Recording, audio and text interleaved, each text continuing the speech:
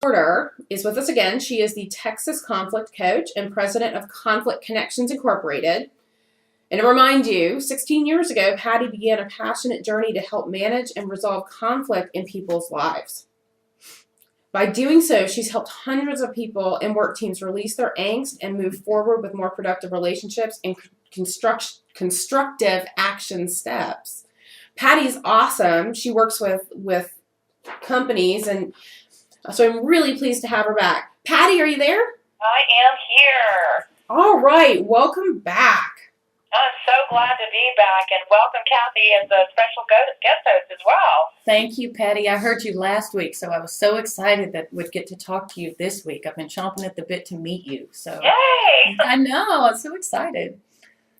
Very good. So just for those who were not as great as Kathy and didn't listen to us last week, just so they don't feel like we're coming in the middle of this whole conflict competent teams business, what are the main points you think that people should know about I would say we wanted to recap the 3 crucial elements of a conflict competent team, so at least they know what we're talking about.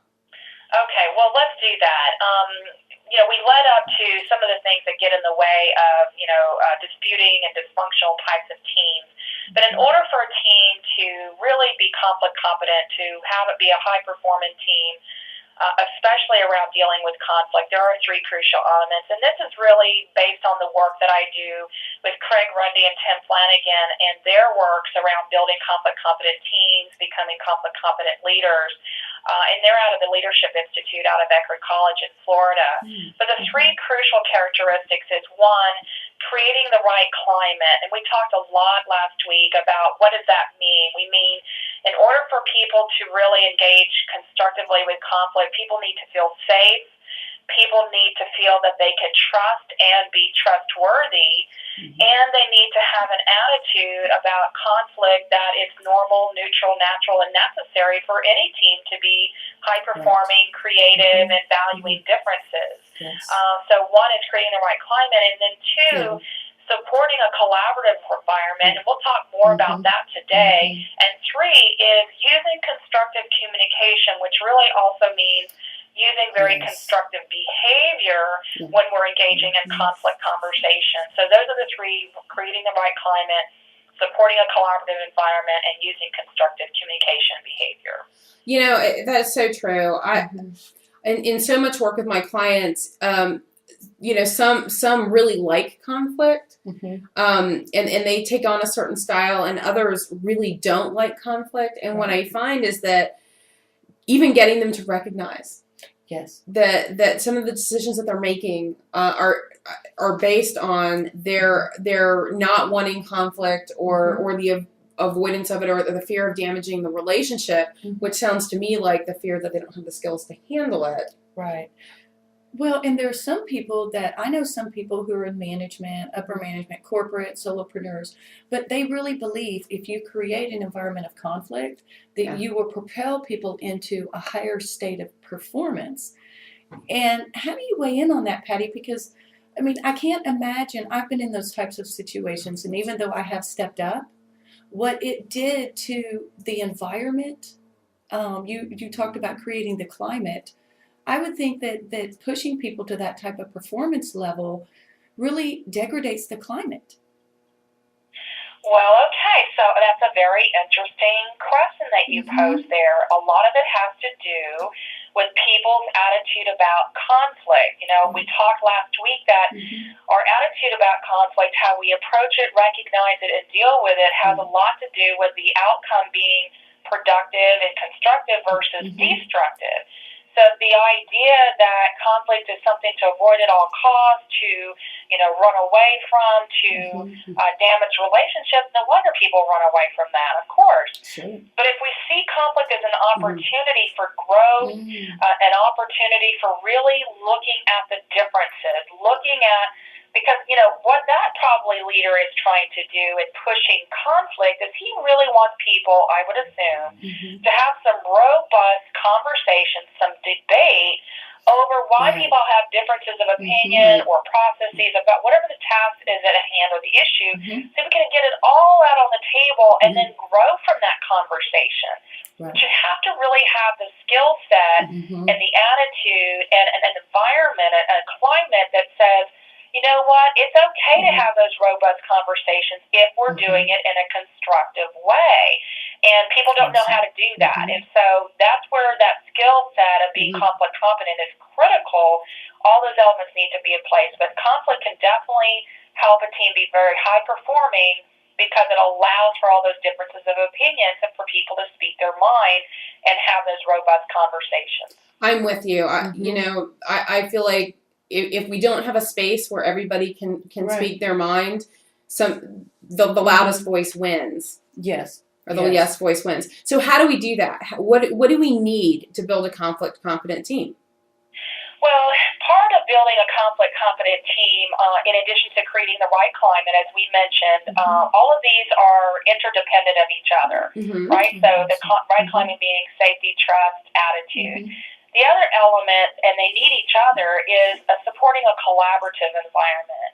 And, when we talk about a collaborative environment, we're talking about a number of things. We're talking about the ability for people to share consensus decision-making, the attitude that people have something valuable to contribute. And what Craig Rundy and Tim Flanagan refer that to is social integration. So in other words, we have a shared mission. We have a shared set of goals and values that we each have a set of ownership and responsibility for our role in the team. And that's really important because a lot of times when people aren't bought into what the team's mission is or what they're trying to do, there's this tendency to say, I'm not taking responsibility for that. Right. I'm not going to hold myself accountable for that. And then they distance themselves. So part of that behavioral integration or that collaborative structure is how are we together working as a team? And so that's a critical element.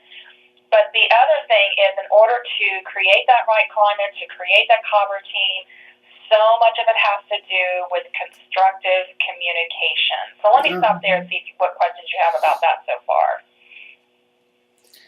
What I'm hearing you say, and I think this is really powerful for people to hear, is, conflict can be very, very healthy as long as you are allowed to actually truly freely speak your mind.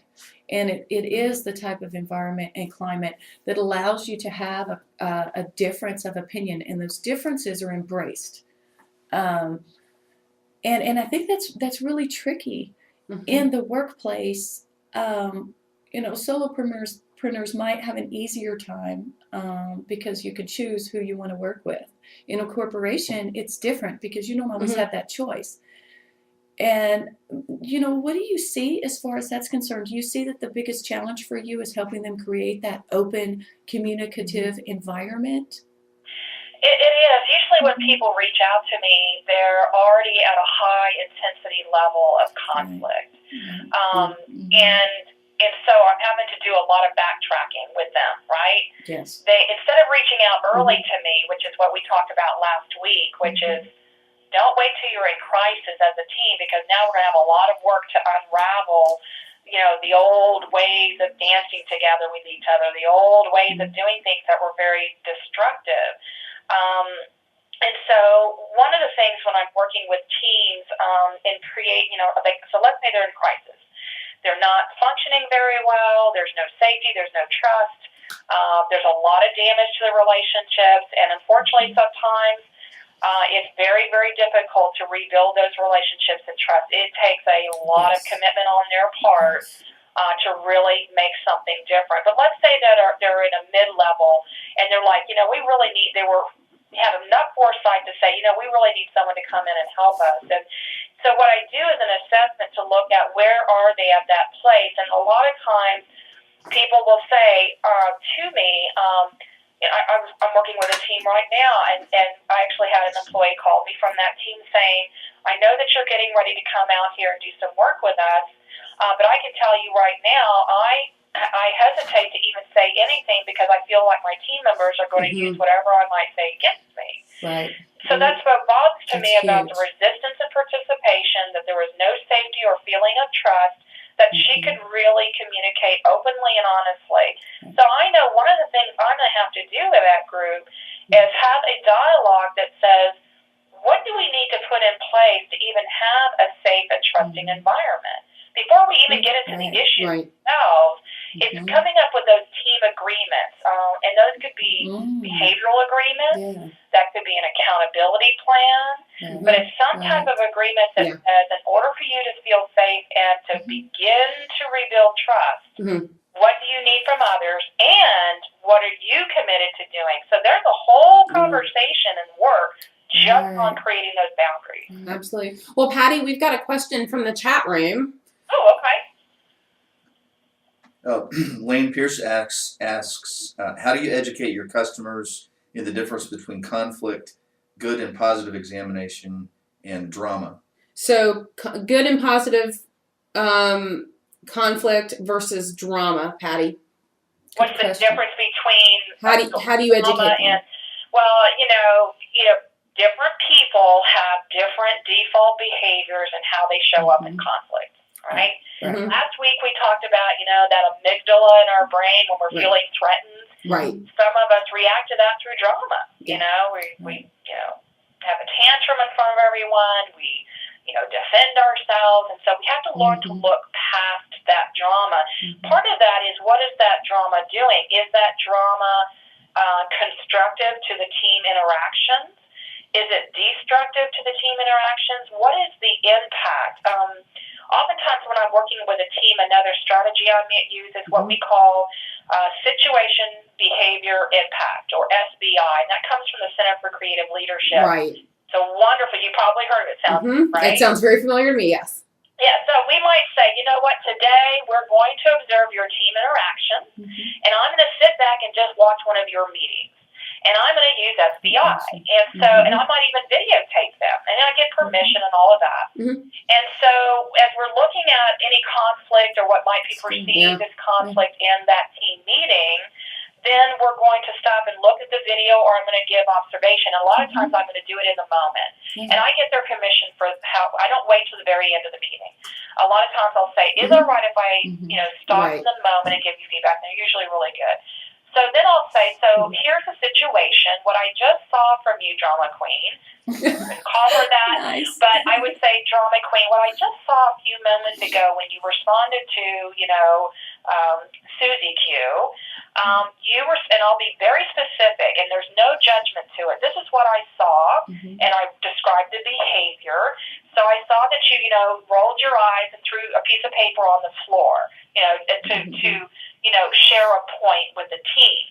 And this is the impact that I saw. I saw all the team members put their heads down on the table and start shaking or sighing. And so the impact to me is that it really started to shut down the team from really listening to you, which is what you said earlier you wanted. Yep. You said, Drama Queen, that you really wanted them to hear you. And yet what I saw in the behavior is that it did the opposite effect. So how do y'all want to deal with that particular behavior in the team? Oh my gosh, Drama Queen is now like, okay, now it's out there. So it takes a place of vulnerability to really look at that and put that back in their hands, and then have a conversation about what is good and positive, or so that they have to own that. And so I help them do that in a safe way. That's great. And that's where shadow coaching can be really, really powerful. So unbelievably, it is time to take our first break. So if you've just now joined us, we have Kathleen Brandon as our guest host here today, and we are interviewing Pattie Porter, the Texas conflict coach, about conflict competent teams. And when we come back, we're going to be talking about the profile that she uses and how she uses it to build conflict competency. So give us a minute and we will be right back.